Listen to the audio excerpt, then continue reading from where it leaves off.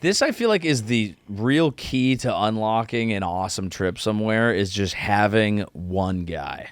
That you know. Like, if you have boots on the ground, Yes. like, that's why we chose Paris, because we know someone who lives there, so it's not like we're going to go and pay $1 bajillion for some prefix dinner by the Eiffel Tower. She's like, I know these cool parties for New Year's, we'll get you in, and I'm like, that I'm doing. That's it. You just need one local, and you're good. You nailed that. Yeah. That will make all the difference. All you need is just one guy. Yeah. You don't need more than one guy, just one guy who's a local who can make sure you don't get completely ripped off. And do you have a show Japan you guy? few secret spots. I actually do have a Japan guy. I'm gonna use that.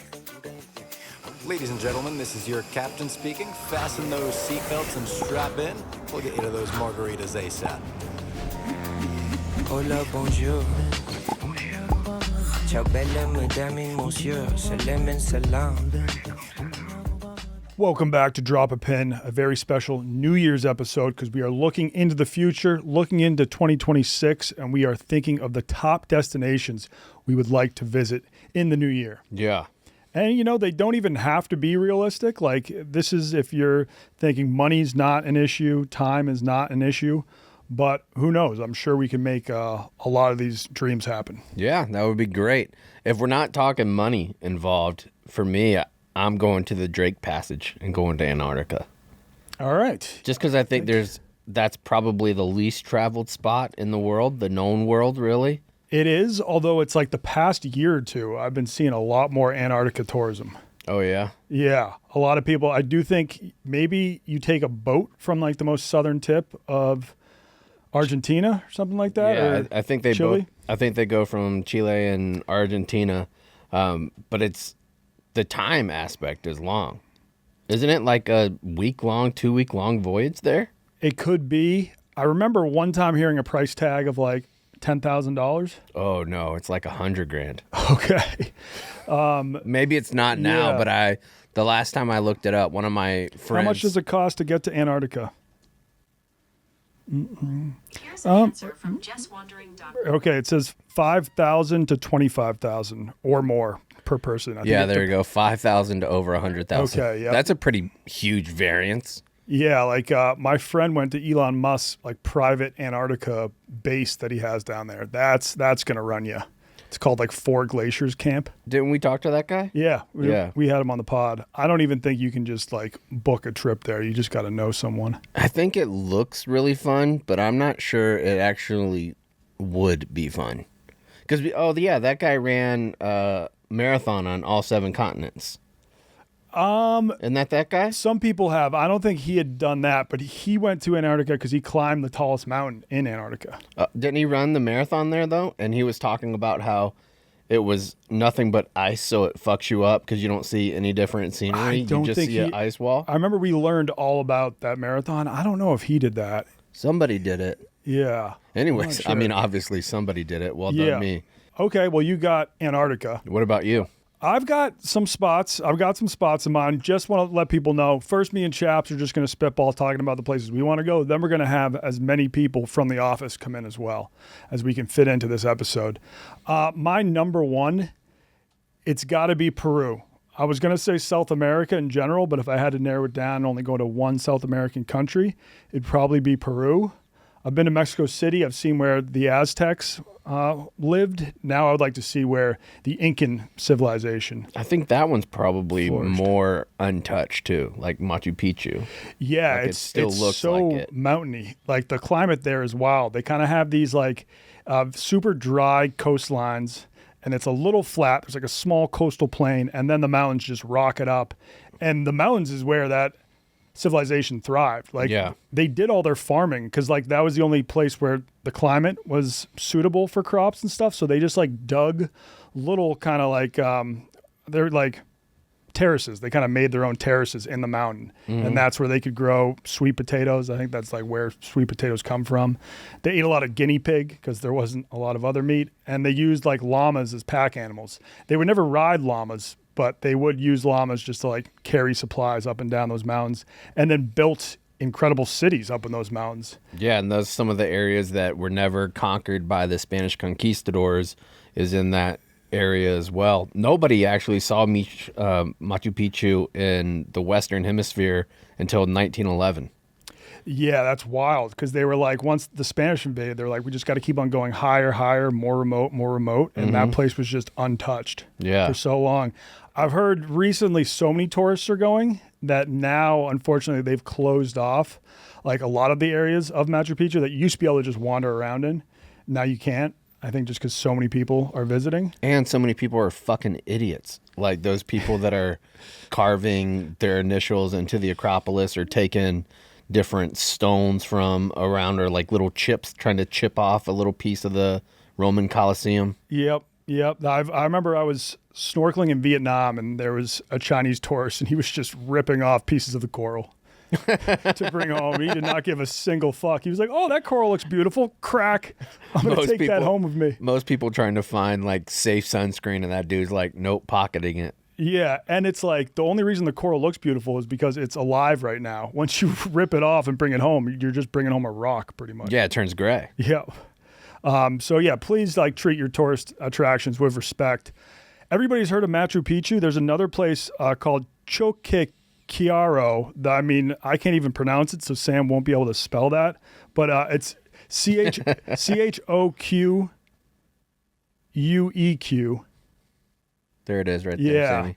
And there's so it gets a fraction of the visitors as Machu Picchu, and I think the only way to get there is like a multi-day hike, probably along the Incan Trail. The Incan Trail blows my mind. It was like this ancient Incan road that went from Ecuador all the way down to Chile, and it was the one road that like all of the Incans used. Dude, that would be such a sick peeking for you and Biz. Yeah, a multi-day hike. That would be some Indiana Jones type shit. That would be awesome content, though. Yeah. Like you teaching Biz about the Incans would be unbelievable. Yes. Dude, the Incans, the craziest fact I know about them is they didn't have writing, but the way they like recorded things is like these knots. They had these like big poles with and there were different numbers of knots tied in to like all these strings on the pole. And somehow by feeling how many knots on each piece of string, you could convey a lot of information, like mathematical information, other stuff too. See if you can search like kind of like Morse code with knots. Yeah, I think very similar to that. Search like Incan like knots. That's KNOT. Incan knot language. Yeah. There it is. Damn, that is cool. That's how they would pass on information over long distances. So yeah, there we go. Yeah, I mean, we're not even going to try to comprehend how to read that right now. It is a lot like Morse code, though. Yeah. Yep. And like different knots stood for different numbers. I mean, you would think it'd be a lot easier just to write numbers, but maybe they didn't have any paper. It's cool that several ancient civilizations discovered that, like an abacus. And then this. It's very similar, like a rope abacus, because apparently they use it a lot on numbers as well. Mm-hmm. Yep. Yeah, they do. Peru also has Lake Titicaca, which I know you have brought up on the pod just because it sounds cool. It's my favorite. Like anytime that there's a lake mentioned in South America on Jeopardy, my answer is Lake Titicaca. Titicaca, dude. And it's usually right. And it's very high up. It's way up in the mountains. It's also where some of the oldest ruins in like all of South America are. So they have like ruins of old temples around Lake Titicaca. Some of it I think is now under Lake Titicaca, but that are like thousands of years older than the Inca. I'm pretty sure that's the highest elevated lake in the world. That sounds right to me. Can you look that up, Sam? Highest lake? Argentina. Crater Lake. Yeah. But its tiny Lake Titicaca is the world's highest large and navigatable lake, around 12,000 feet in elevation. Wow. That's crazy. 20,000 feet? 12,000 feet. Okay, yeah, that's nuts. It's also, I mean, if you go to Cusco, I think it's there. Some of the architecture that the Incas have, they use like 100-ton stones that perfectly fit all together. And so they didn't even have to use mortar to kind of seal the stones together just because they fit together so well. And that just blows my mind. Like, I don't think we still really know how they were able to just like move and mold 100-ton stones. And it was earthquake proof. Yeah, yep. And I think that area of the world, it's on the rim of fire, so you get a lot of it. Yeah, what's the thing that you always see if you search Inca stonework, and then just Oh wow, it's not even just big blocks like you would see in the pyramids, And but then it is like click the one on the- mortar. and click the one on essentially. the top left, I think. Wow. So yeah, like each of those stones, those are just like 100-ton stones. How do they do it, man? Because you can't see a human in relation. I guess maybe down low you can see. Wow, that is big. Yeah, they were just big ass blocks, and I think they came from kind of far away. It's more just like, how did you?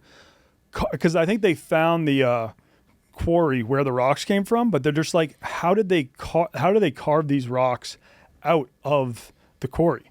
Because it's some sort of material. Maybe it's like, I think it might be even harder than granite. Like even with today's tools, it would be insanely hard to carve giant blocks.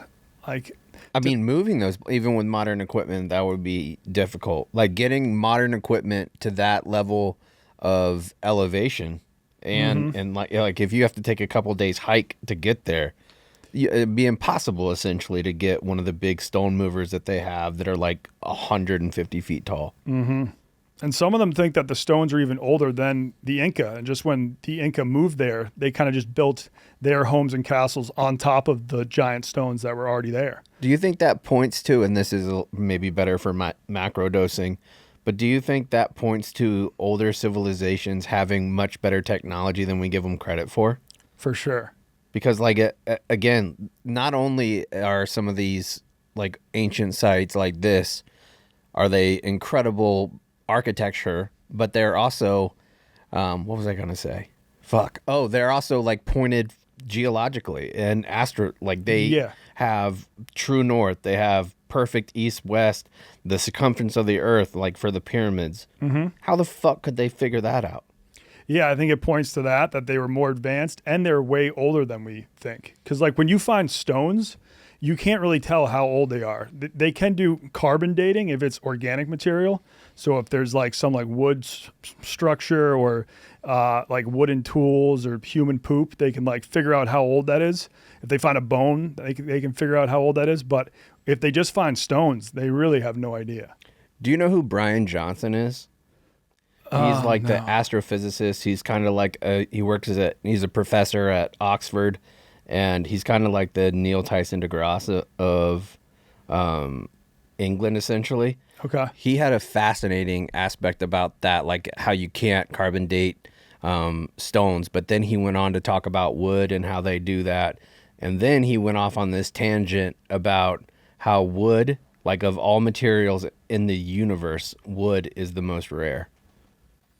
Very true. I think, yeah. Because he was like, diamonds, you think diamonds are rare, and that's just because they're on Earth. He was like, that we have identified different planets and different solar systems that are made entirely of diamond, entirely of gold. Like all of the different materials that we view as precious here, they're not in the universe, except for wood, because you need life to create wood.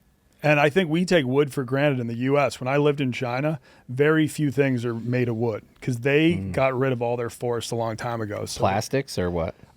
Concrete, a lot of concrete buildings. And if you find something made out of wood, it's usually very pricey. Frank Lloyd Wright would probably love it over there. He's a big concrete guy. He was a big concrete guy? Yeah, like the Unitarian Universalist Church in Oak Park, the church that he designed for his mom. Yeah. It was the largest structure made completely of concrete. And I think he was using concrete because then he could make like really weird shapes and stuff. Yeah, and that church is ugly, I think, but people say it's like an engineering kind of marvel, like architecture. Like people come around all the time looking at his different houses. I haven't seen that church. I do love his like Falling Waters house where there's like the waterfall that kind of runs through it. That one's in California, right? Maybe. I might be like near here too because he's from this area, right? Yeah, he's from Oak Park. Yeah. Yeah. Him and Ernest Hemingway? Yep, Ernest Hemingway was born there, and shout out to Betty White, also born there. And one of the guys from Super Troopers lives there. Okay. I see him out walking his dog sometime. I think aren't they coming out with a new Super Troopers movie? I don't know. Oh no, Falling Waters in Mill Run, Pennsylvania. Okay. Yep. But all the houses, I don't know why we're talking about Frank Lloyd Wright, but his houses are beautiful. Like the houses in that area are stunning. The church stinks, but the houses are stunning. I believe it. Some other things I would do down in Peru, their ceviche is supposed to be world class. They also have a really large Asian population, so I think they actually have good Asian food there, and it's kind of like Asian Peruvian fusion. And then obviously ayahuasca. They have like shaman markets there where you can get all types of crazy psychedelics. Maybe try toad venom. Ayahuasca, that's not something I'm like, oh, next year I need to do it. I know it's like a very intense experience, and it's more helpful if you have something really wrong in your life, or if you're stuck in a rut and you kind of need something to get you out of that rut, which I'm not in right now, thankfully. But at some point in my life, I would definitely want to do an ayahuasca experience. I didn't bring this up on the Biz Pod, but I did try a DMT vape when I was at the cabin in the Pekin finale. And so ayahuasca is like a 10-hour ceremony. You purge, you like puke a bunch, and then you kind of go into this trance-like state for maybe 8 to 10 hours. The vapes only last for like 5 minutes. And I didn't fully blast off, but I was seeing some stuff. What is DMT? It's the spirit molecule. So it's actually produced in the human brain when you're born and when you die. And then it's also found in some plants. And ayahuasca is they take kind of like a root that grows on this tree. And when you combine the two into a brew, they activate different chemicals and create DMT. It is hands down the most intense psychedelic, the most powerful psychedelic. A lot of people who take it all claim to have like seen very similar things. Like you see these elves of sorts. Have you ever heard of it? They're like called the... I've never seen the elves, but I have heard that I think if I'm remembering correctly, it's used sometime for like post-traumatic stress treatment as well. Look up that DMT PTSD. So I know they use MDMA for that. I don't know if they would be giving DMT to people with PTSD. That sounds... It's in its early stages, dangerous. yeah. Okay, promising early results, stages? yeah. Yeah, they call them machine elves. They're recurring, intelligent, often alien-like beings reported by users experiencing intense psychedelic states from DMT, appearing as jesters. That is funny, because when I did the DMT vape, I didn't fully blast off, but everything around me started to look like a circus. Oh, yeah? Yeah, I felt like I was like inside this giant kind of metal circus. It's kind of like a wall of mirrors, but then there were circus colors everywhere, and it was like slowly rotating around me. And I feel like if I had taken 2 more puffs, I would have actually entered the circus and probably seen those jester elves. You still got that bad boy? No, I do not. I do not, but I do like, because I mean, some people who fully blast off, they have like the most insane experiences of their lives, but it only lasts 5 minutes in real time. It might feel like it lasted 2 hours to them, but in reality, it's like 5 to 10 minutes. Now, is it one of those psychedelics where the more you do it, the less it feels? Do you think you get used to it more, or does it kind of stick around? I don't think so. I mean, I hope there's not people out there that are doing so much DMT that they've just gotten used to it. That's probably couple DMT heads. Yeah, DMT. I mean, that would be tough. Like if you're just living your life high on DMT, you cannot function while tripping on DMT, I would say, or at least not function in modern society. We'll have to get my guy Soul Jarrett back on. Soul Jarrett has definitely done ayahuasca. He's definitely tried DMT. He could teach us about it. And then, so as I mentioned, they got the like dry plains and then like the mountains. And then if you go over the mountains, that's when you enter the Amazon. So you could also do some cool Amazon trekking as well, all in the same country. Okay, well, if you're going to go that detail into Peru, I just said I want to go to Iceland. I think more realistic for me that I would love to do is Norway. I would love to go check out all the fjords. I knew you were going to say fjords, dude. Yeah, they're beautiful. If you're looking for fjords, Norway is the place to go. That's where to go. Most islands in the world is in Norway. Yes. Every time I'm scrolling Instagram, I always see the same photo of Norway that looks unreal. I want to see if I can find it. But I love Viking history, so I would love to go to some of those museums that they have dedicated there. They got Viking history. Now, what time of the year would you want to go to Norway? Not Christmas. I think probably May would be ideal because you don't have, like, the greens are really popping. I've heard summertime there is great. I would love to do a train tour of the country to see as much as I can. I want to be more of a train guy for travel, period. So, like, trains make sense in a lot of countries, most of Europe and China. Do you know if Norway has, like, a great train system, or are there just, like, is it too mountainous and too many fjords? I don't think it's, like, designed for travel, like, per se, but I think it's more tourism-based trains, if I'm remembering the location correctly. But I'm thinking even here, like, the train rides that you can go through, like, up to, what's it called? Pikes Peak, like those kind of areas around Colorado. I would love to do that. Or isn't there one that goes all the way up the Pacific coastline? There should be. I mean, they have a highway that runs along the coastline, but they may have that train too. Yeah. I mean, they've got the Chicago to San Francisco train. I think they also have a Chicago. That one's preposterous, though. It's preposterously long, but you were telling me it's supposed to be the most scenic train in the U.S., right? Yeah, yeah. I mean, I would do that. Like, if we had... How long is that trip, Sam? I feel like you said 36 hours, but... No way. It's like that from here to Miami. Okay. Well, maybe it's about the same. Train from Chicago to San Francisco. Yeah. Let's see. How long would that the ride Zephyr. be? Let's see. 48 hours? 64 hours? We could do that. 3 full days. Yeah, maybe you take the train there and fly back. Yeah. Something like that. And I think it goes to Seattle, too. That would be awesome. Yeah, that'd be a lot of fun. I mean, if I had to, in terms of just places in the U.S., I still haven't been. Seattle. Haven't been to Portland, but Chaps did a day trip to Portland. That series will be dropping in 2026. Look out for that. And that's like, what are the other places that are like on my bucket list for the United States? San Diego? You've been to San Diego? I've been to San Diego. I'd obviously go back. I'd go back to San Francisco. I love San Francisco. Yeah. But in like just major like hotspot cities I still have never been to. Yeah, I can't think of any. I mean, cities. I've never been to San Antonio, but you used to live there, and you didn't. You can skip didn't it. have You can skip a ton to say about it.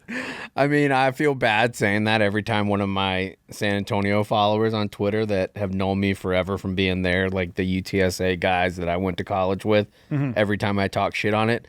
But I promise you, if I never stepped foot in San Antonio again, I wouldn't miss it for a second. Okay. There's nothing right now. There's nothing. If you're like, oh, we could teleport you there to go to San Antonio for the day, I might just need 20 minutes to get like a breakfast taco or two, and then I'd be on my way back. Okay. If I go to Texas again, I want to go to the Texas coast because I feel like I've been to every coastline in America except for the Texas coast. I know it's really nothing to rave about. No, you don't. Have you ever had a great time on the Texas coast? Dude, it's dirt water. It looks like absolute dog shit. Look up like the #1 spot for people to go. San Pedro Island?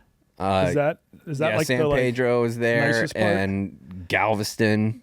Galveston. Fun fact about Galveston, it was going to be like the premier That's not city. it. That's not it. Texas. Yeah, that was in Belize. I don't think it's San Pedro either. Is it? South Padre. Okay, South Padre, and Now- that's like hands down the like nicest part of the Yes, coast. and you're going to see these pictures on Google that look great, that look fantastic. I promise you that's the only time in the last 15 years that beach has looked that way. The rest of the time it's like brown, dirty water. It's fucking terrible. yeah, if you Google ugly Texas coast, I wonder what photos pop Galveston. up. Look up Galveston, Texas. So I read a book about this. Galveston at one point was going to become the premier city in Texas. It was one of the fastest growing cities in Texas. It got hit by like one of the biggest hurricanes to ever hit the U.S. in the year 1901, destroyed the entire city of Galveston. And then they were like, we can't be this close to the coast. And that's why Houston blew up.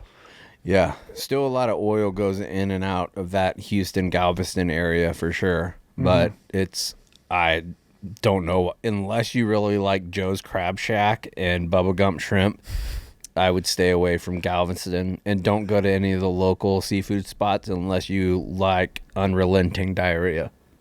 Okay. I mean, so Joe's, is that the stone crab place? I think so. Yeah, I have no idea what they have. I just know they give you a bib and a bucket. All right. Stone crab is my favorite shellfish I've ever had. Really? Yeah, I think so. I mean, it's the only type of crab that I feel like can compete with lobster.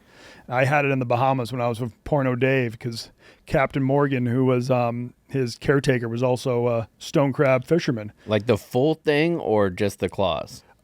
He would bring back, I think, the full thing, and then sometimes he would give us just a bag of claws. Most of the meat is in the claws. Yeah. Yeah. He was also a crack addict, he was a recovering crack addict, current alcoholic, current stone crab fisherman. For like blue crabs, I like the crab that's inside the shell more than the like claws. A little more sweet or something like that. Yeah, I think you can get bigger chunks too out of it. Get the little mustardy shit, like their poop or whatever it is on the inside. Get that out of there. The mustardy shit. There's a name for that. It's not called the roux because isn't the roux the eggs? What's because in lobsters it's green. The tamale. The name for shit, tamale. Yeah. Yep. Crab mustard. Crab mustard. We're both crab right. butter. I like that stuff. Although Crab butter, that is misleading. Speaking of crab misleading, you know what the most misleading food in the United States of America is? What? The crab fries from the Philly area. Have you had those? No. If I told you we're having crab fries, what would you think was coming? I mean, ideally, you would have some like chunks of actual crab on top of the fries. I'm thinking, is it just fries with like an Old Bay seasoning on That's them? exactly what it is. Okay. But it was expensive as shit at this place that I went. Yeah. And I was like, oh, this is going to have crab on it. It's going to be like loaded crab nachos, but on French fries. That sounds awesome. Right. I was so looking forward to it. They were like, do you want anything else? I was like, no, I might just get 2 orders of that because it sounds so good. But I'll start with one because I don't know how big it is. And she was like, oh, all right. And that was my clue. Maybe I have just made a mistake. Yep. And she brought it out, and it was just fries dusted with Old Bay. Bullshit. Yeah, it's kind of like when you get shrimp chips. There's no shrimp in them. Oh, They're yeah. just shrimp flavored chips. Those are huge in Asia. And Hawaii, too. Yeah. I like them. They're like a solid little snack before your main meal, kind of like an Asian tortilla chip. And they're light. And like, yeah, actually an Asian tortilla chip would be fried wontons, but close enough. Yeah. All right, so Norway and Peru. I'm trying to think what else I've heard about Norway. Yeah, I mean, it's beautiful in the summer. The sun doesn't set till like after 10 p.m.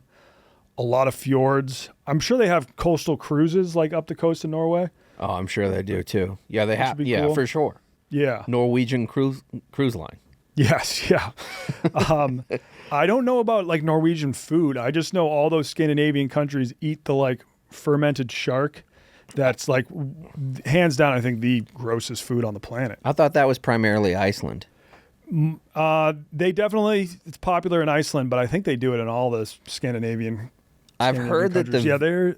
the variance of food in Norway is high. Like the high end stuff is really good. There is no real middle ground, and then the bottom is just dog shit. Okay. You'll have to try some reindeer and moose. I would love to eat reindeer. I got to try moose in Russia. Moose is fantastic. You've had moose? Oh yeah, a lot of times. Have you ever had moose lip?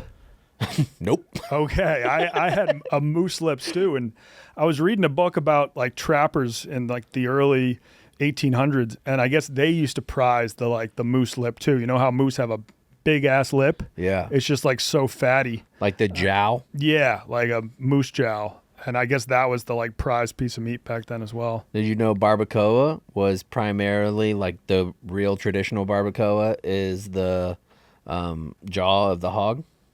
No. Yeah, it's I did the not- cheek Okay. because it's supposed to be really tender like that. Yeah.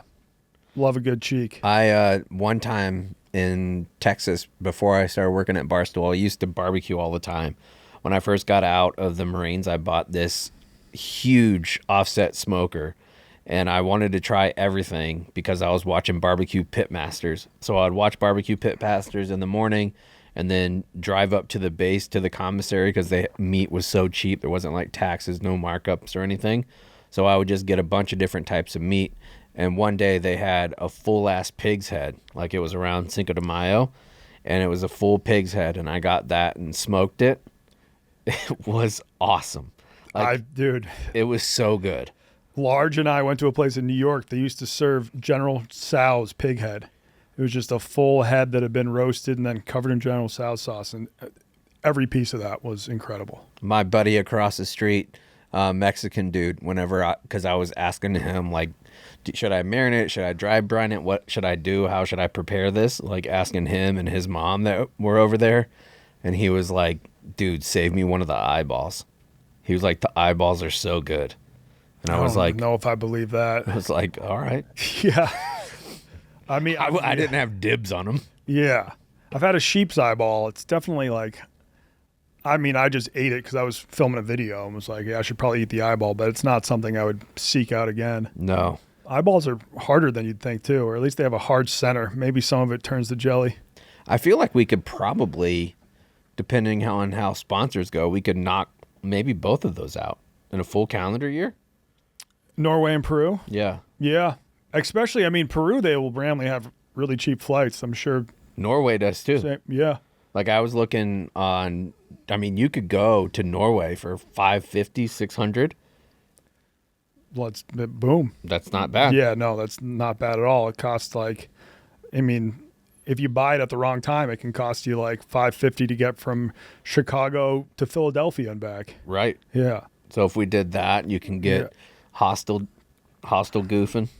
Hostel goofing, yeah. I think I've finally aged out of doing like a hostel room where it's 12 bunk beds in one room. But a solo. But you can still find solo rooms in those hostels for dirt cheap. Yeah. It'd be awesome. It sure would be. You want to bring in some other people? Yeah, I think it's time to bring in some more people. Before that, let's take an honorary shot of Baijiu. Yeah. Which is for no real reason, just because we want to. For no real reason, I guess. It's New Year's. Yeah, it's not Chinese New Year's though. But this can be a little teaser. I'm trying to tie it in. The episode after this one will be our second China episode, where I'm talking about every weird job I had in China. And there's a lot. Yeah, there was a lot of whiteface gigs, some teaching horror stories. It will be a good time. All right, here we go. Ming River. You ever had a Baijiu Coke? No. Isn't it? What's the closest gin? Is that the closest to it? You can't compare it to that either.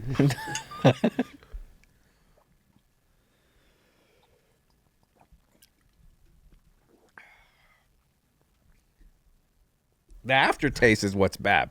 Yes, you're going to have Baijiu burps for the next 24 hours. I was going to do a sec. Oh, by the way, the last episode, I think that's coming out, Donnie had me try. Yeah, it was the last episode.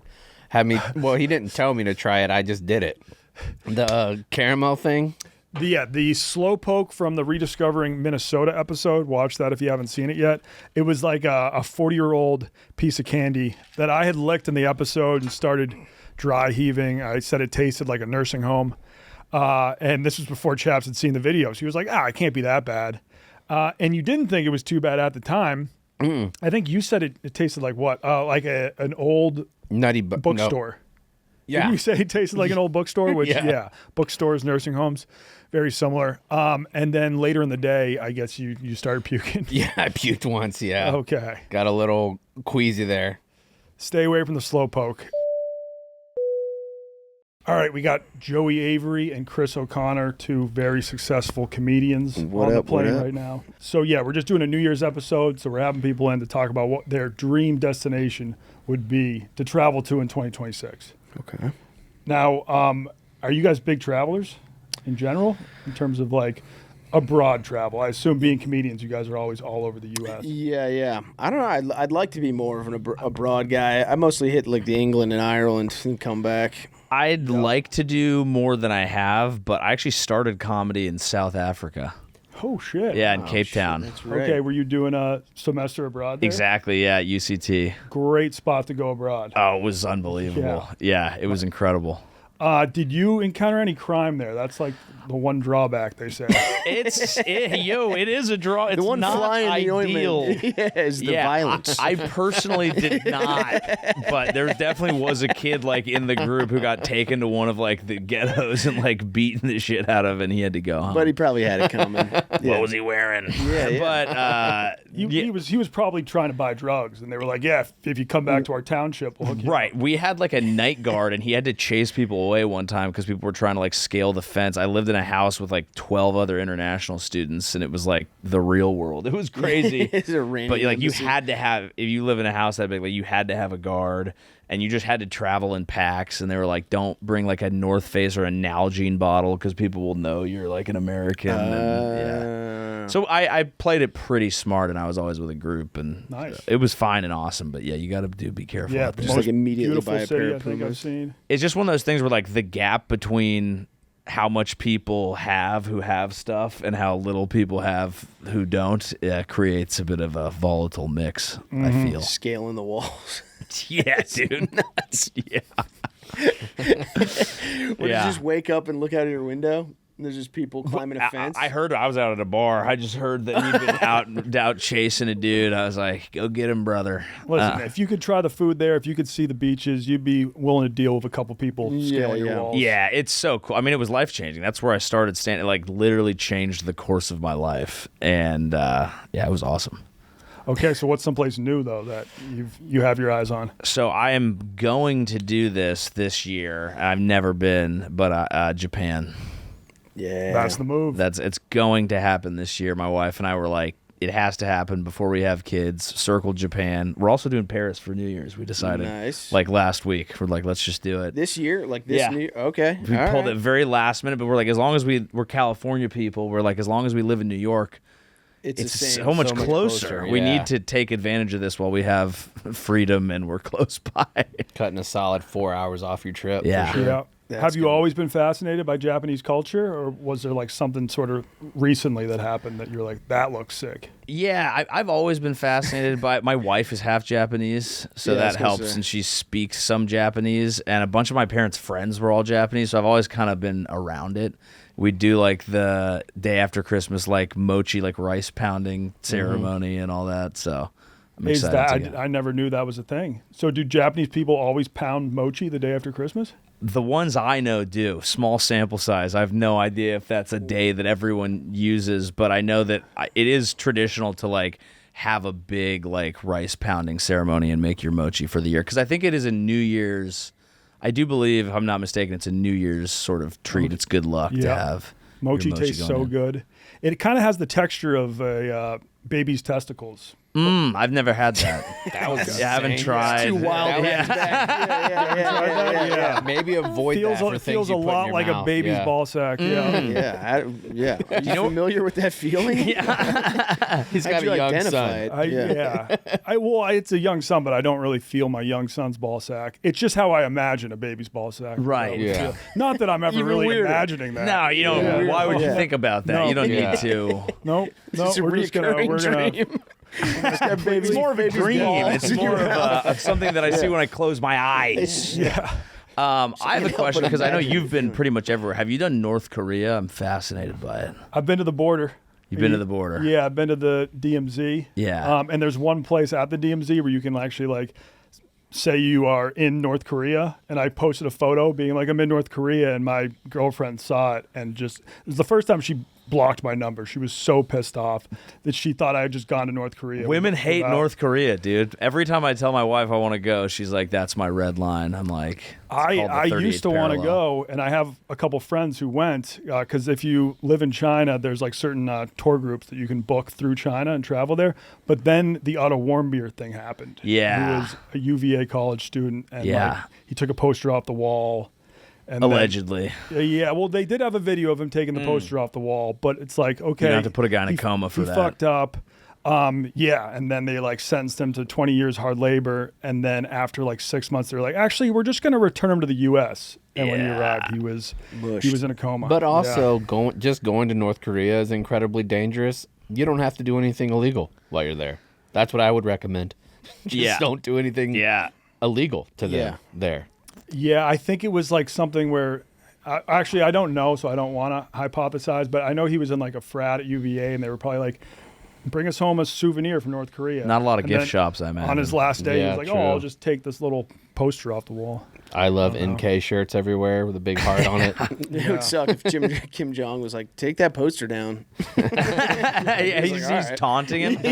But I I want double something dog like dare off you. the beaten path. Like I watched when you went to Iraq. I was like, you looked like you had a great time out there. I did. Yeah. I did, yeah. Swam in the marshes of Mesopotamia.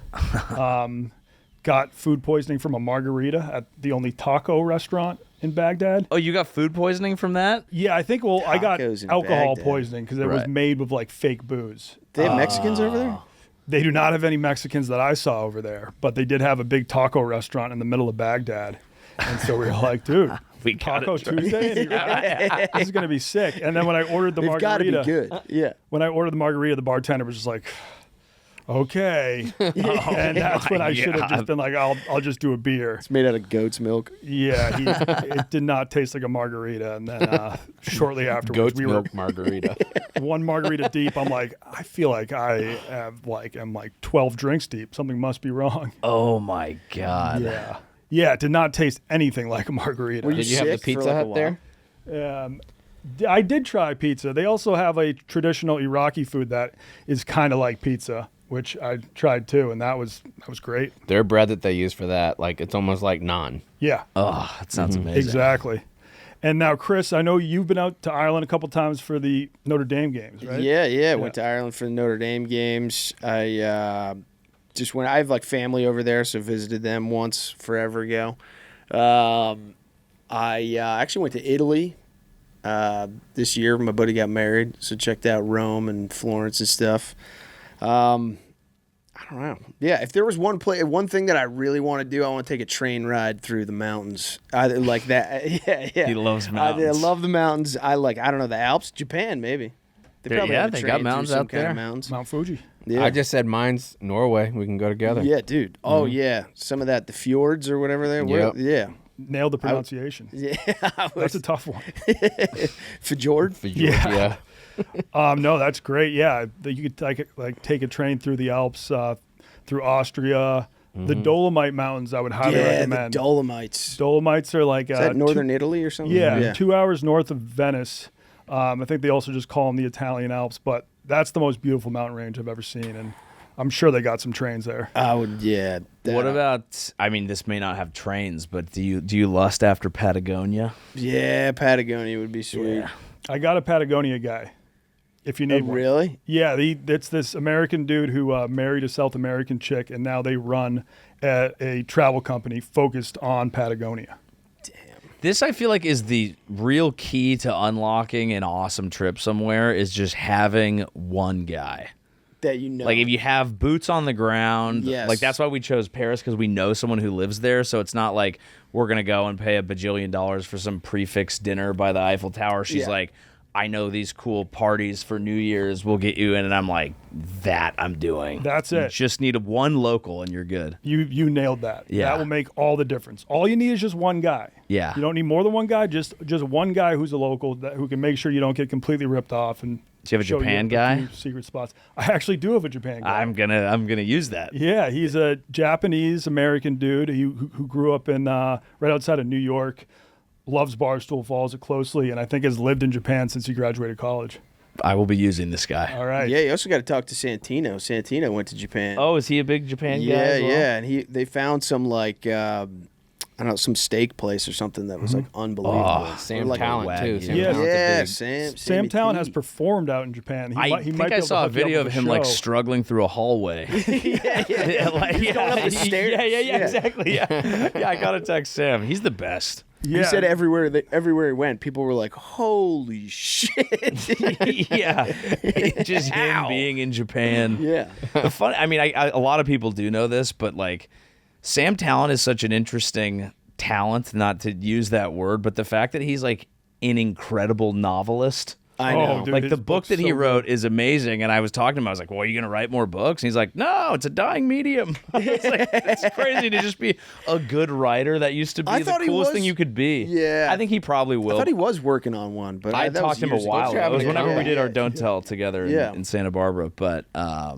yeah, he's awesome. Yeah, to be able to just kind of, because he just wrote that book in his spare time. I think his wife was going to medical school in Las Vegas, and he was Yeah. like, "It's too hot to do anything. I'm just going to stay home write an and write a book." incredible book. It's Yeah. awesome. Yeah. Very impressive. Well, awesome. Thanks for coming on, guys. Yeah. Really Thanks for having appreciate it. Thanks for giving me a guy. Yeah, gonna use that guy. You got a Dolomite guy? Keshi is his name. Great. Do I have a Dolomite guy?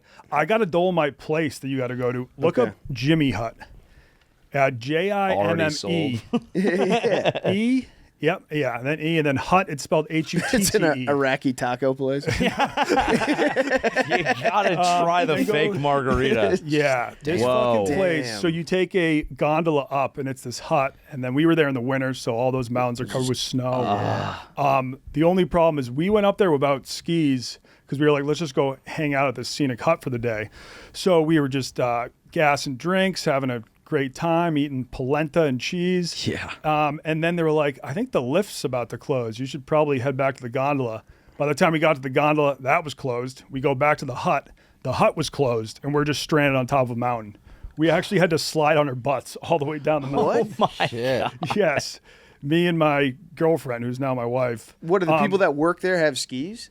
I think, Couldn't catch a snowmobile down there? yeah, they were just because they were there at the bar. We went to the gondola, and when we came back, all the lights were off and the bar's locked. They probably all leave at the same time. Yeah. And we found one guy on one of those like snow machines, those like snow cats, waved him over. And I was like, we're stranded. Can you help us? And he was like, I don't speak English. And then he just drove off. Oh my God. You're like, can you not obviously tell our predicament? Yeah. It's the funny thing about travel, though. The good stories, the stuff you always tell is whenever shit goes wrong. If you Yeah. just had drinks up there, you'd be like, it's great. Check it out. Yeah, right. No, I had a great time. My wife was in tears because we ended up having to slide down the entire mountain on our butts. But Now, Chris, do you ever play Calgary? No. Do you ever do? There's a club up there, and it's Is that near the, Banff? Yeah. The Yeah, first time I did, I rented a car and drove up to Lake Louise, and it was Oh, yeah. it was awesome. I think that's the prettiest spot in North America. It's so cool. Lake Louise? Yeah, it's so beautiful. I mean, Calgary too. You just look west and you could just see the huge Canadian Rockies basically anywhere you are. Yeah. I stayed in Red Deer, which is right in between Edmonton and Calgary, for like 6 weeks when I was in college. It was awesome. Wow. Yeah. 6 weeks between Edmonton and Calgary is not a trip a lot of people have taken. No, and I was there working on a Hutterite farm, which is kind of like Canadian Amish. Whoa. So it was fun.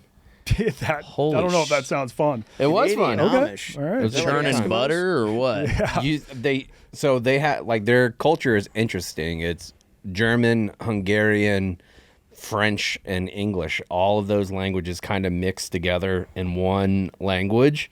But the food that they make, because like Canadian beef is Yeah. delicious. Like all Especially the out different there. meats they have are incredible. Like the vegetables, because nothing is ever like no pesticides has ever touched their fields. So everything is Fresh. like not organic, but like legit straight from the earth. Yeah. It's awesome. God, it does sound cool. Yeah. Yeah. And it's weird too. Like you just see a totally different culture where men don't eat with women, the children eat somewhere else. One family will cook for the entire little colony for a week. Like they do everybody's laundry, they do everybody's food, they do everybody's cleanup, and then they don't have to do anything for like 6 to 7 weeks, like household chores and stuff. Kind of rules. Yeah, nice it rips. gig. Yeah. Wait, where do the children eat? They eat alone? Yeah, Or they they eat- eat with the women. So like the older, Not to be a dick, but yeah. Town Square has it's one of those a big like in dry that erase culture, it's a calendars. very fair question. But they usually one of the older children, like the 13, 14-year-olds, will take care of the littles while everybody's eating, and then the parents and Low-key, kids that's get back how together. it should be done. Yeah. Just get around a table with the boys. You I can bet talk some your weird shit. stuff happens. Well, also maybe that. Could be, yeah. Yep. Got to be inbreeding too. Yeah. Yeah, all those communities. Yeah. Yeah. But once you get to like third cousins, you're set. You're straight. Pretty hilarious to be like, we're pretty healthy. There's no pesticides. I did fuck my cousin. Several times, and these are our offspring. I think even if it's like a second cousin, you're good.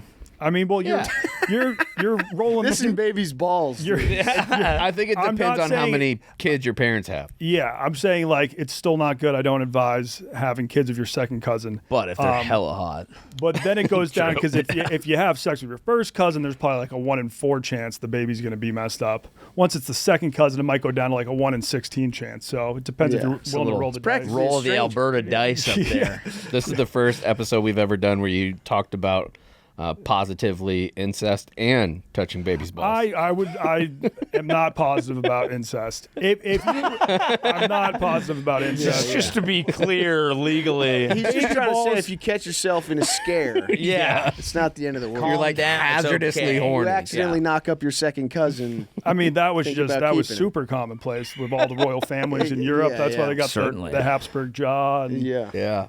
hemophilia. I think was that what spread throughout I them all? believe so. Big Yeah. Utah vibes, too. Utah gets out scot-free when you're talking about incest. Yeah. Yeah, they more focus on the multiple wives.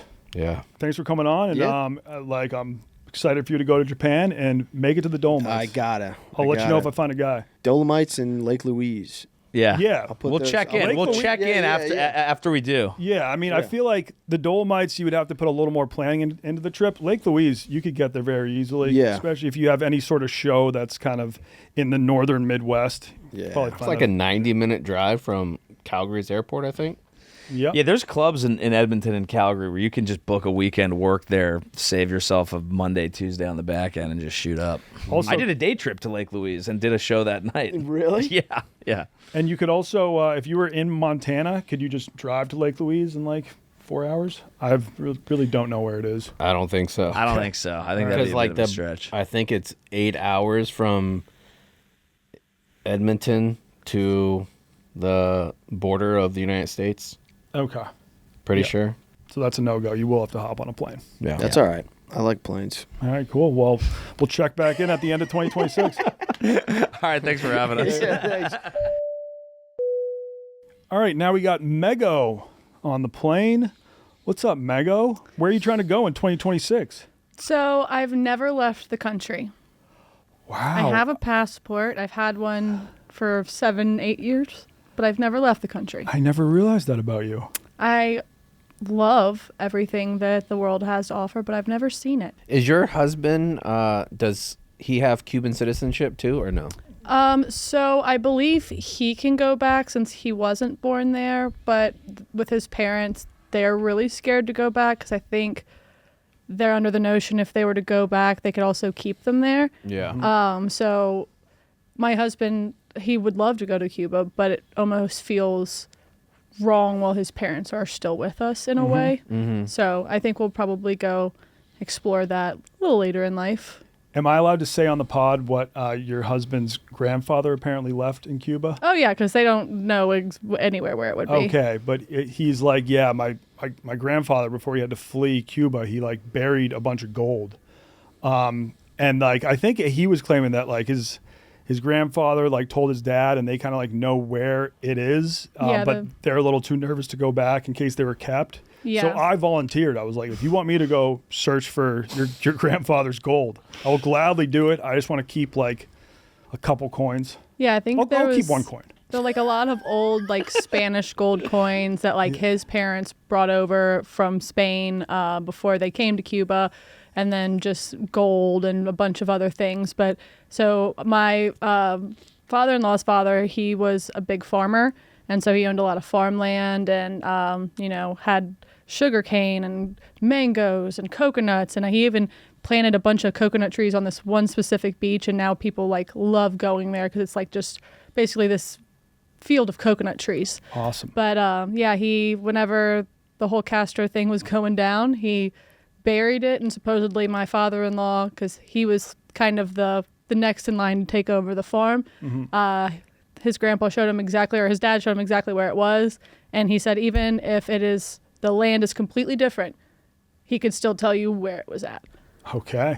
So I don't know how true that is, because you got to hold on to some things if you can't go back. But Yep. knowing my father-in-law, he probably could do that. His memory is astonishing.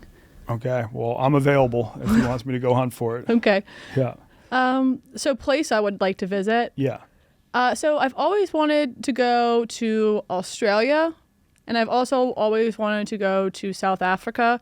Kind of, I feel like same reasoning, same veins. I really want to be around like real wildlife. Like I don't want to be at a zoo. I want to be able to like go and watch the animals in their natural habitat. And I really love scuba diving. And I know that, both of those areas have some crikey sharks, but I would really like to go scuba diving, see like the coral reefs, see kelp forests, like all the other crazy fish that are down there. That's what I want to end my life doing, is just scuba diving and making TikToks where I pluck things from the ocean and it makes the dollar sign and the sound, and then I put it in my bag. And that's all I do. That sounds like quite the goal. Right? I love it. No, I mean, that's the dream retirement right there. Have you scuba dived before? I have. So Where? my dad took me, and he taught me in our friend's pool, and then we would go out fishing all the time. We had a big Stamus tuna boat, and we would drive out to the oil rigs, out in the Gulf. And so I went once there, went down, didn't go down very far, and that was like my first real open water dive. And then my dad had me back in the boat, and he started chumming the water, and this humongous, like probably 10-foot hammerhead was circling, and he like was your dad trying to kill you? No, my dad was he thought he was like Steve Irwin-esque, where he could just like, he knows the animals, he like thought he could like predict the weather, like he was that type of guy. So like he wasn't ever really scared. I think he thought like, if he wasn't scared of the fish wouldn't be scared of him, or the sharks. I did not jump off the boat after that. I was out on the brown, deep rig water scuba diving. I would much rather go, I got certified whenever I was younger. You're supposed to have it for life. I would assume my dad didn't do it properly, so I would like to go back and get really certified and like go to Key West and go dive, or maybe take that trip to Cuba, go dive around there. Yep. Lots of shipwrecks, cool stuff like that.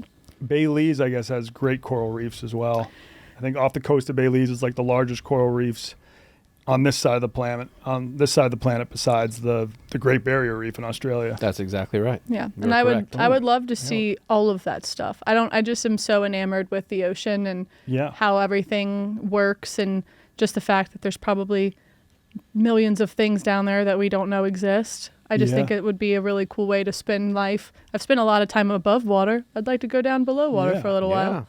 And I know that Look at this stuff. Cape Town, South Africa is famous for their cage diving with sharks, because they have so many great whites. So it's one of the few places where you can just go hop in a cage. So I think Jack McCarthy went cage diving while he was there. He did that, okay. Yeah, I believe so, which doesn't sound like a Jack McCarthy thing to do. He doesn't seem like a big risk taker. Probably just got coked up and did it. Yeah, probably. Because there's a lot of drug use in South Africa, right?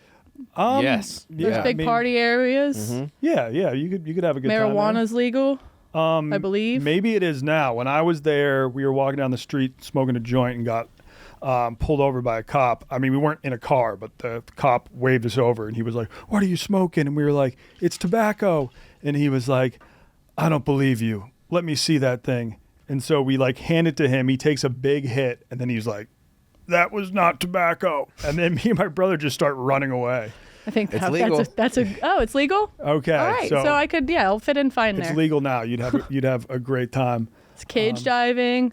I probably wouldn't want to get too high before I went and cage dove with the sharks, though. I feel like that would be a little panic-inducing. You get high for snorkeling, cage diving with great whites. Nah, probably. I love getting sober. wet high, though.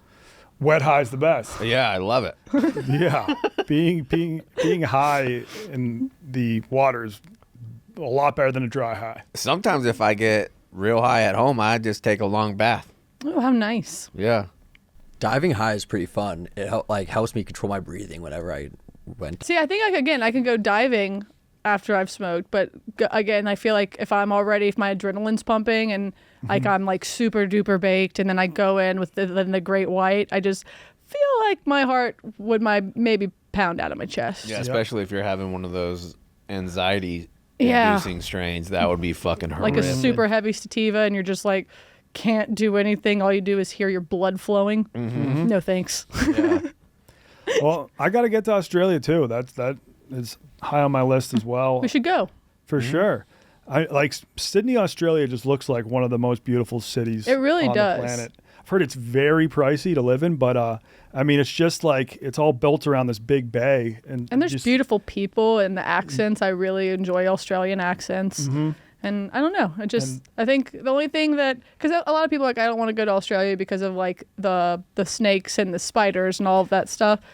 But I mean, I'm not really like freaked out about that. You grew up stuff. down in Louisiana. They got some Yeah, I weird could shit do too, snakes I don't like surprise snakes and spiders, but it's not like I'm like, oh, I'm gonna burn the house down if I, find something like that. It's their house. I'm sure you can figure out how to avoid them. Do you know where that crab island is?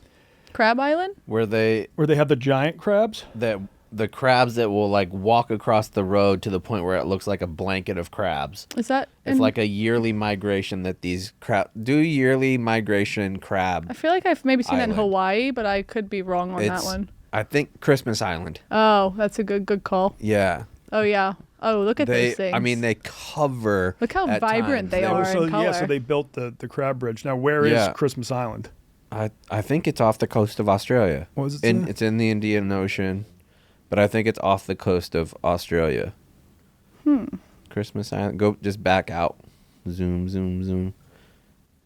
Look at how going. small that little island is. Yeah, it is kind of off the coast. Oh, but Indonesia. yeah, it's close to Indonesia, but yeah, in between Australia and Indonesia. Yeah. I wonder how is it stupid to ask how you get there? I would assume there's not an airport on Crab Island.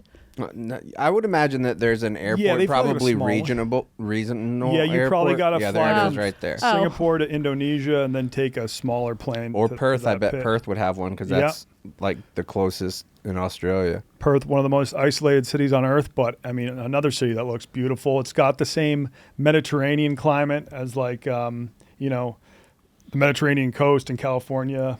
Great wines out there. Pull up Perth beaches. I want to see what that is like. Oh, yeah. Look at that shit. Oh, wow. beautiful. That's way better gorgeous. than Galveston. Yeah. If you were trying to go to the Great Barrier Reef, though, I think you fly into a city in Australia called Cairns. It's spelled Cairns, but I think it's pronounced Cairns. It's Cairns, and that's the outdoor adventure capital. It's it's in northern Australia, which Damn, is that's beautiful. which is the Right? very tropical part. I just want to see what it's all about. Especially because I think the Great Barrier Reef is like slowly dying. Like when is it is. It's been yeah. slowly dying for a while. And it makes me really sad. When will Great Barrier Reef die? Because that's when you have to get to Australia before. And then you've never been out of the country, but are you fine on super long flights? Yeah, I think I would be fine. I would do like what Drake did. Took a half a Xan, 13 hours till I land. Boom, yep. Had me out like a light. A little time travel pill. Yeah. Yeah, they think it could potentially Already lead be to dead? No, not dead. They say, I mean, if shit goes south, it could potentially be extinct by 2050. All right, so I think I have time. Yep. I'll be there before 50. And the price to get to cons were right now. Is that what you said? Cairns, I think. It's a $6,000 or $1,600 flight. $1,600 flight. And only takes a day and 2 hours. Quick. But if you were looking for a cheaper trip, Bailey's, great place to scuba dive and snorkel, and you could probably get there for $500, $600. Yeah, that's what I think things would probably be a lot cheaper. Mm-hmm. Yeah. There's probably from Chicago maybe a direct flight to Belize. Maybe. Day tripping. That'd be sick. Day tripping? Oh, man, that would be fucking awesome. But it's like an 8-hour flight, I think. Yeah. Only 4 hours. 324 too? 324. Oh, Spirit flies there. So no, thank you. They do a nonstop for. You don't want to go. You don't want to go see what we could round up on the Spirit Airlines. I would do Spirit, but like, where's the layover? Is it just Chicago, Miami I to? bet. I could do that. Orlando. Yeah, no, O'Hare. Oh yeah, Fort Lauderdale. Fort Lauderdale. Yeah. So and just an hour 43 minute 323. I mean, come on. That's not bad at all. Yeah. Not bad at all. I could handle a 2-hour layover in Fort Lauderdale. 323 too. That's so cheap. Yeah. I might do that. Yeah. Looks like we all found where we need to go. Yeah, little trip. We can use our Twitter money for that. For sure. Get a little Christmas bonus and spend it on Belize. Mm-hmm. Yep. Mm-hmm. Well, thanks, Megan. Thanks for having me, guys. And Appreciate if you ever plan a trip to Australia, talk to me first. All right. Will do. You actually look very Australian. I feel like all the girls down there kind of have the same exact hair as you. I would love that. I would. That's an awesome compliment that I'm going to leave on. All right. I look like an Australian. Yeah. Goodbye. All right, now we got Chief. Mm-hmm. Where are you going in 2026? Well, I don't know if I could pull this off in 2026, but as a dream vacation, I've always wanted to do a South American trip, which starts in Machu Picchu. And I want to drive down the Chilean coast. They have all these great wineries, great views, all this kind of stuff. And then end up in Patagonia, Buenos Aires, and home. So it would have to be like a 3-week kind of adventure. But I'd love to do a little bit of the hiking up in Machu Picchu and then just kind of chill and eat and drink my way through the rest of South America. And I've always wanted, like, Patagonia feels like the end of the earth to me. Yep. So I've always wanted to go there. Like, it's very remote. It looks beautiful. I've always wanted to do that. And then just a flight home out of Buenos Aires, basically. That's a long coastline trip. I remember someone told me it was the longest country in the world.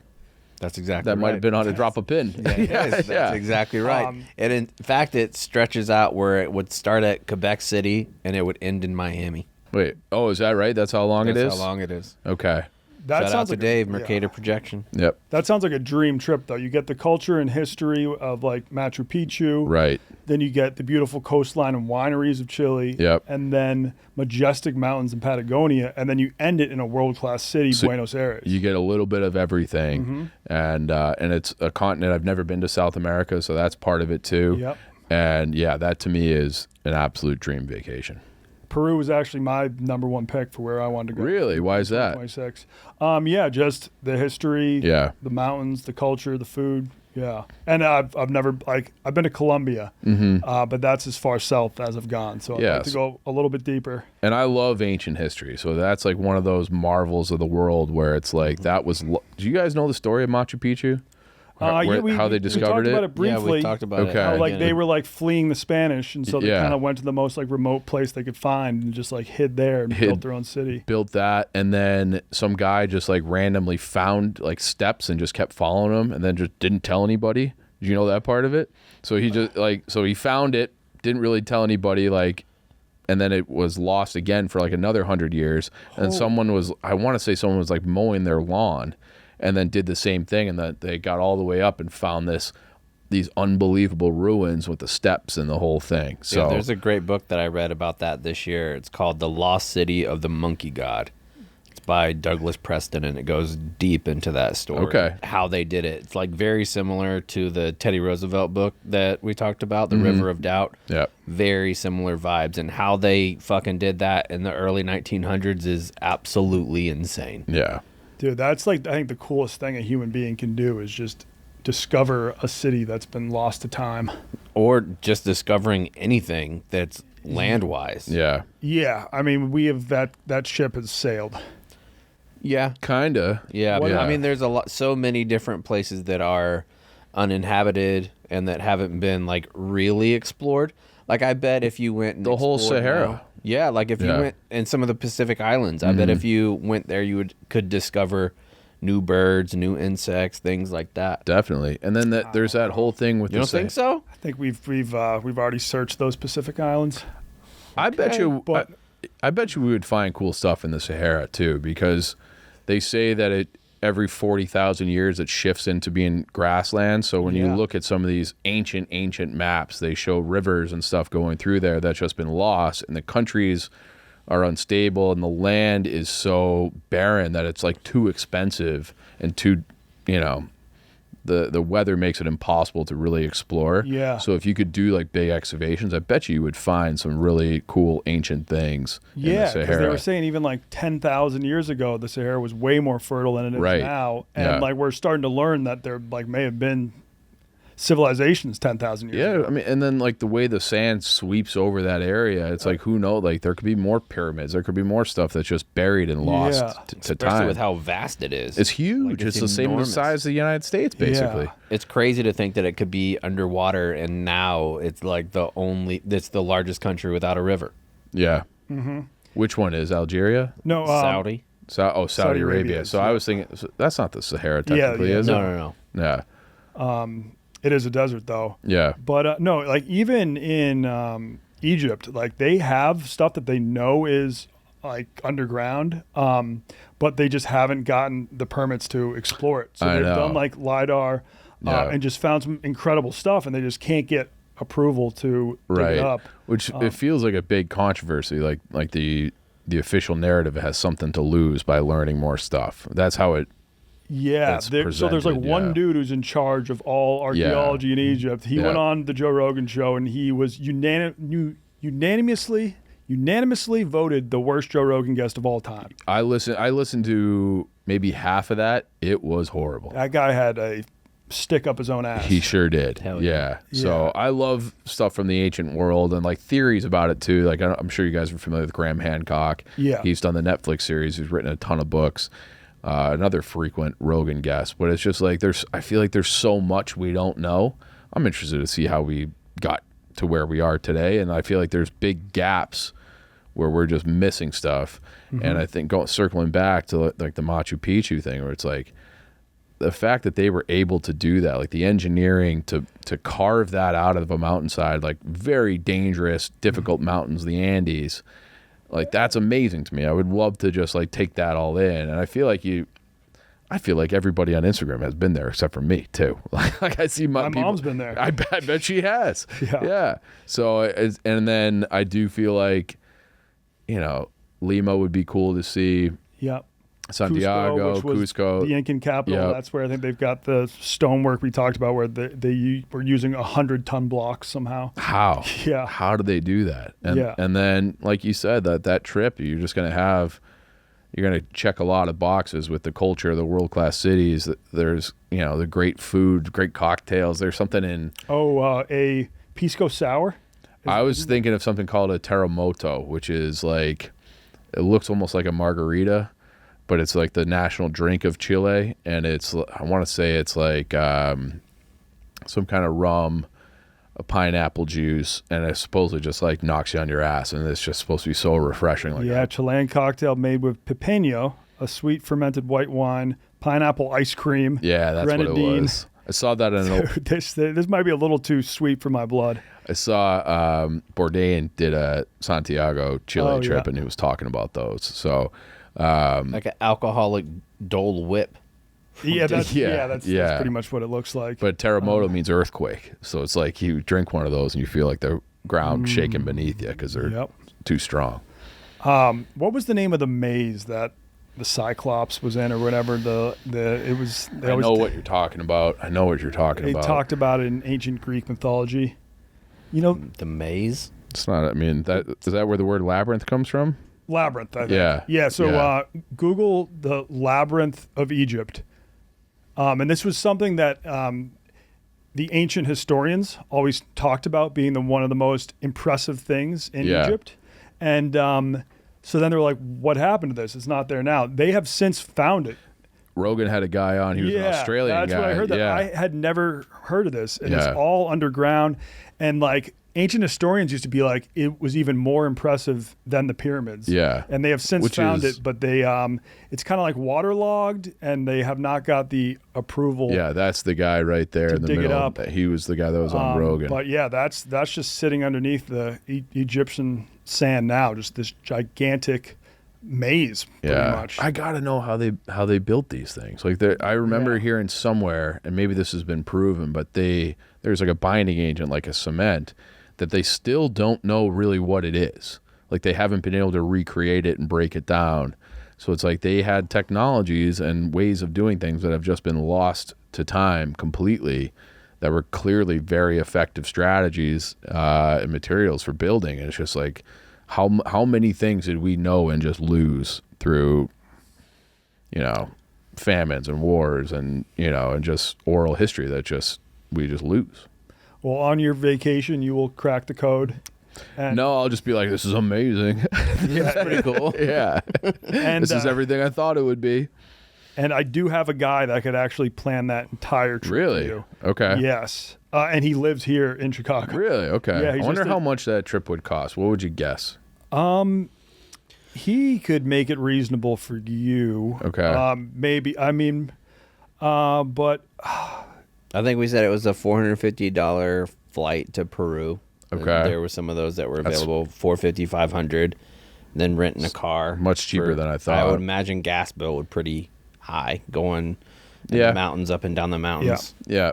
So his company is called Zenai Land, Immersive Experiences in Chile and Argentina. And at one point, he kind of mapped out a trip for me that was almost exactly as you described it. Okay. And Buenos Aires, I've heard incredible things about. I have too. They say it's the Paris of South America. Mm-hmm. Yeah. And everybody talks about how, like, Spain, they always stay up late. It's a very late culture. Buenos Aires is even more so. Really? Yeah. Like, there, you know, like, a lot of people aren't going to bed until 5 a.m. Like, you like. I don't know if I'm cut out for Buenos Aires. Yeah, like, they'll be going out for their meal at like 11 or midnight, and then they'll hit the clubs. What's the latest on Argentina? Are we safe there? Is the money? Yeah, things are fine. I mean, you're in Buenos Aires. Yeah, you're safe. Okay. I think. I mean, at one point, they thought Argentina was gonna, like, you know, be competing with the U.S. That, like, it was going to be, like, by far the most developed country in South America. Their economy was ripping, booming. And then something went south. I don't know if they just elected a new leader who really tanked everything, but, like, their kind of whole economy collapsed. Well, and it's also kind of fascinating where it's a big country, like, square miles wise, but it's something like 90% of their population lives in a very small area. And they have, like, you know, the famous gauchos that do the agriculture in certain parts, but then really the rest of it is, you know, not great for farming. You know, you got, like, you know, I think it's the Atacama Desert down there too, near the Andes.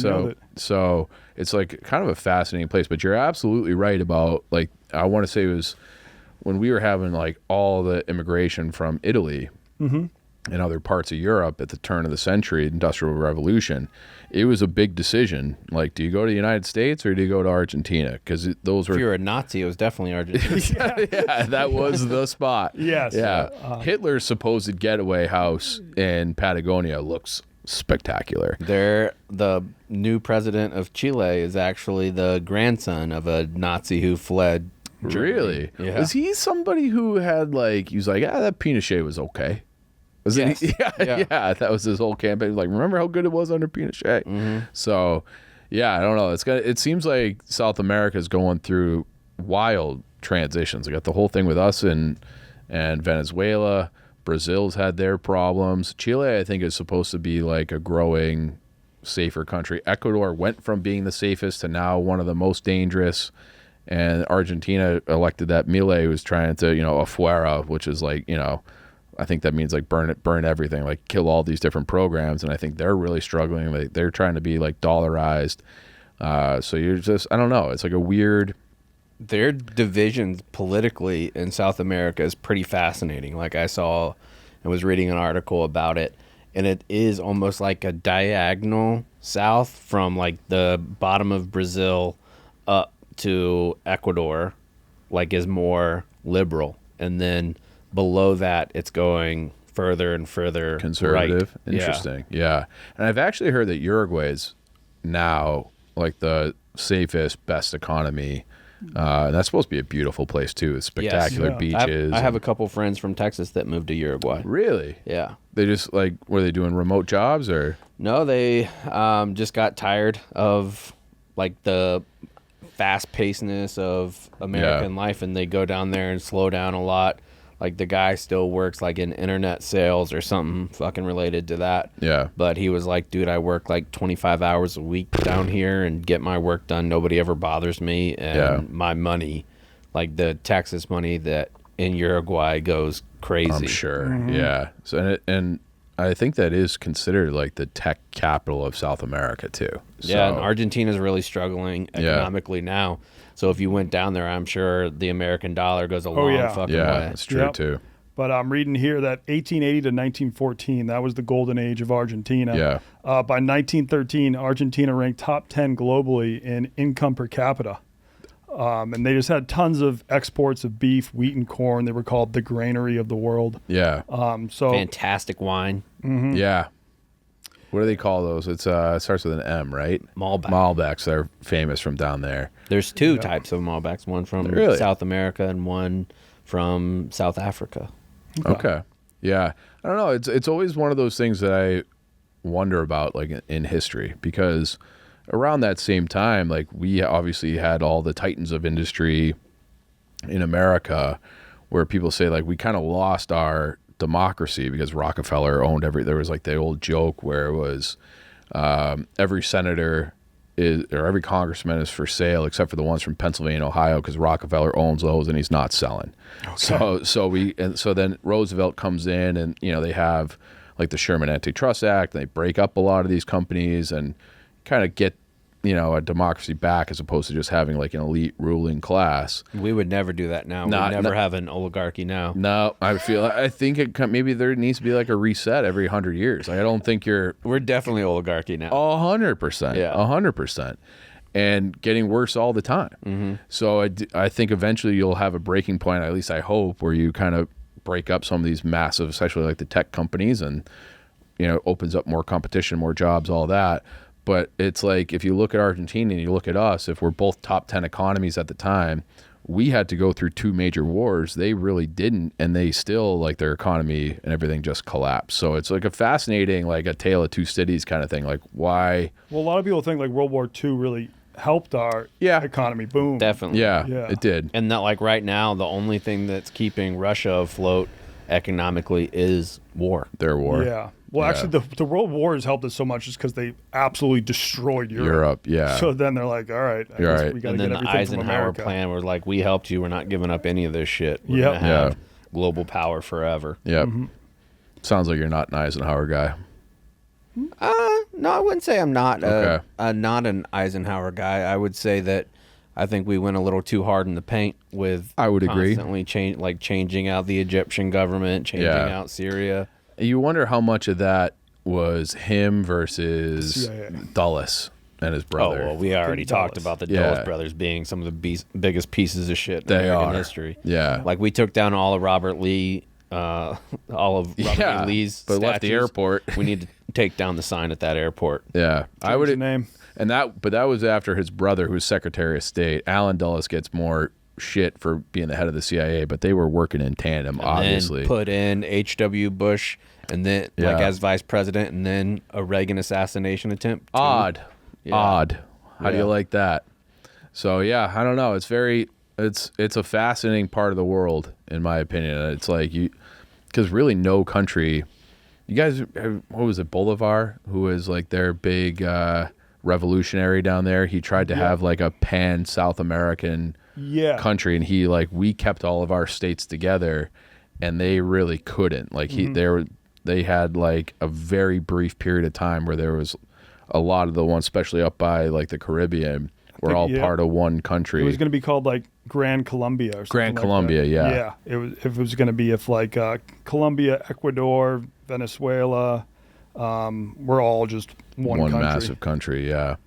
Yeah, the the current president of Venezuela is actually calling on all those countries now to be in like alliance against the United States if the U.S. invades. Yeah, dude. If they invade, this might have to become a war podcast again.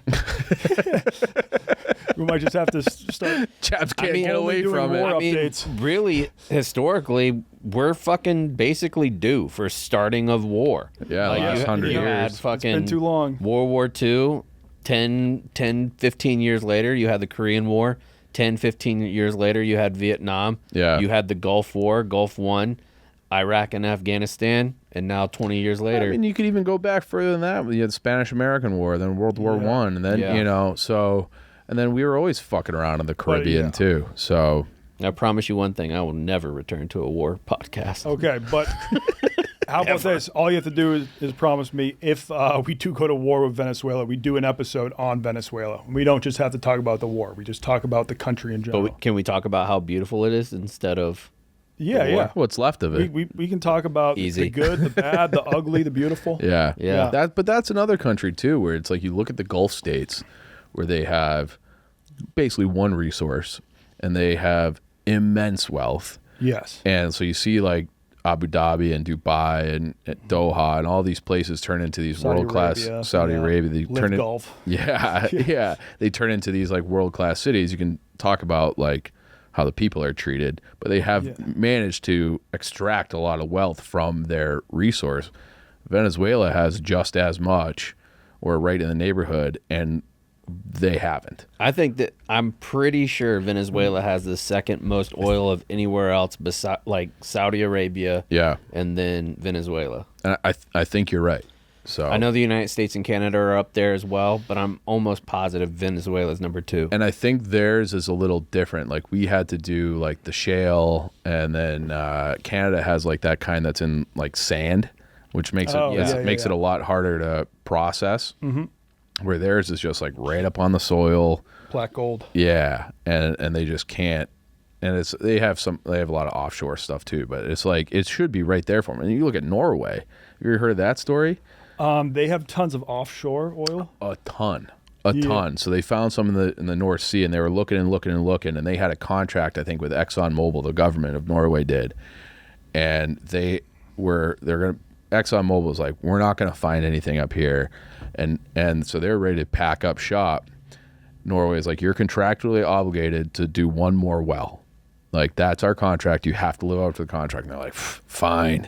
And then they struck gold and in the North Sea, and they have a ton of gas there too. So then they set up like a sovereign wealth fund that pays into that. So they have like an insane standard of living in Norway, which was the poorest country in Europe, or one of them, until they found that. And now their economy has like really taken off. It's all built around oil, and they're trying to like diversify. But had they just been like, yeah, we agree, don't worry about that last well, Norway's last 50 years is completely different than their current setup. Probably looks a lot like Iceland. Probably, yeah. Always dig one more hill. One more well, Always dig one more hole. Yeah. Well, thanks, Chief. Thanks, Chief. Appreciate it. South America, 2026. Okay, now we got Mikey Betts on the plane. His first time on this pod. Yeah, it's pretty cool. I believe. That's why I need first class. A little tight on my hips over here. Yeah, and Mikey Betts is confirmed for Bald Stool Season 2. It'll be your first time in Turkey, but I did learn that you have been to Greece, so you kind of have been to that general region. Yeah, I've been to abroad. I've been to Greece, Italy, and where else? St. Martin, so like the Caribbean. Yeah. Good times. Now, what's your dream destination for 2026 if you could travel anywhere? If I could travel anywhere, I mean, I love Scottsdale, Arizona, but if we're going to talk abroad, I'll go Japan. I want to do Japan, Okinawa, Tokyo, all of the good spots. Yeah, it does have to be a place you've never been before. Have you ever been to Scottsdale? Yeah, that's why I want to go back. Yeah. I've never been to Scottsdale. It's the best place in the world. You go to Sedona while you're there? No, I haven't. We had to get to Vegas when I went with Frank that way, so we skipped it, unfortunately. Now, what if you don't really play golf? Is it still the best place in the world? I don't play golf. I go there to have some beers and enjoy the bars down there. It's a great time always. I love it down there. Okay, It's now great. I'm very intrigued. They actually have a rodeo. Like you can watch the bulls and like they'll do the lasso and everything. It's very fun. It's one of Big Cat's favorite places too. Yeah, shout out Scottsdale. The weather is great, except you don't want to go in July or August, right? No. Yeah. And it's just a really fun bar scene.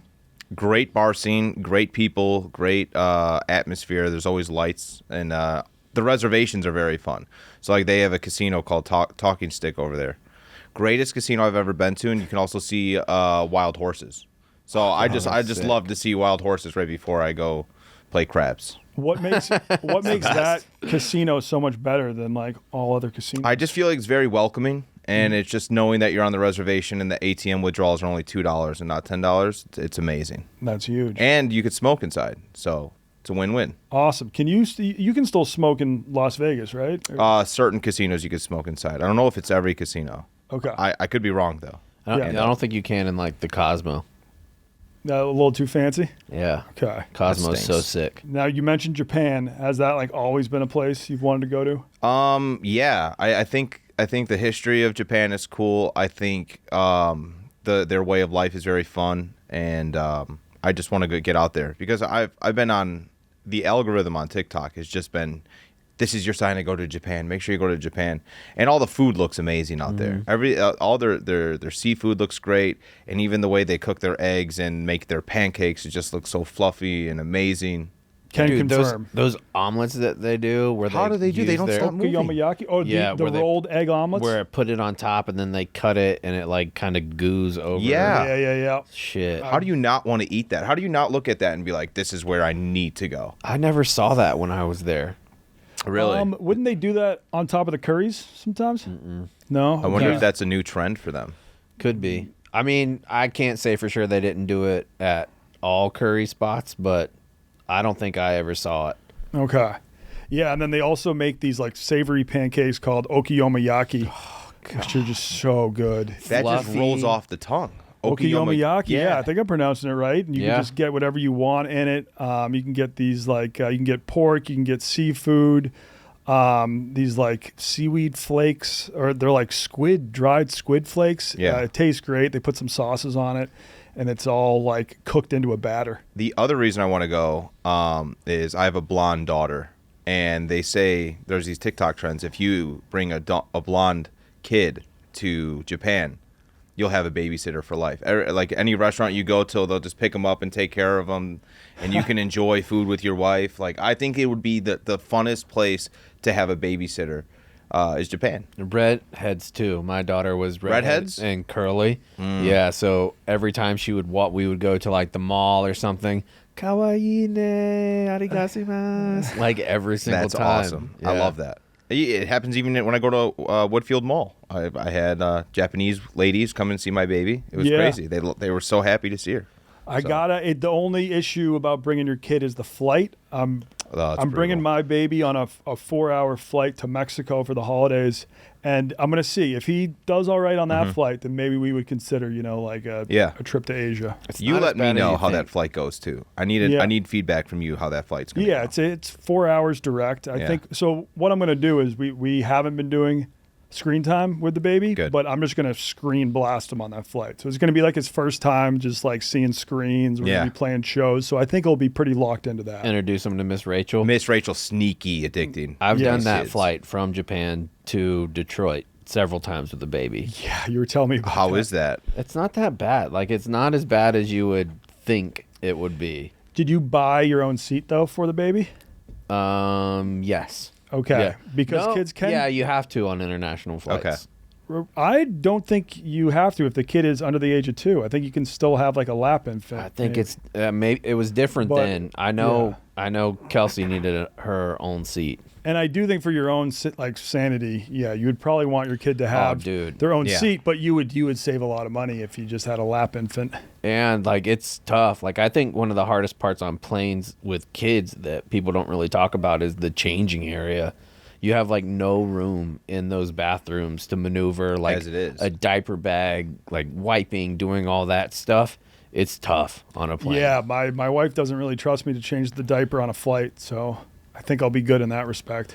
I mean, why? Good for you. I mean, I'm saying I don't think she will make me change diapers on the flight. I've been trying to do this with the dishes. I've been trying to wash the dishes so poorly that my wife's just like, you know what? I'll do the dishes from now on. It still hasn't worked. You guys are scum. But you know what that's called? Yeah. There's a term for that. What is that? Weaponized incompetence. Oh. I do not. Yeah, that is weaponizing competence. Yeah.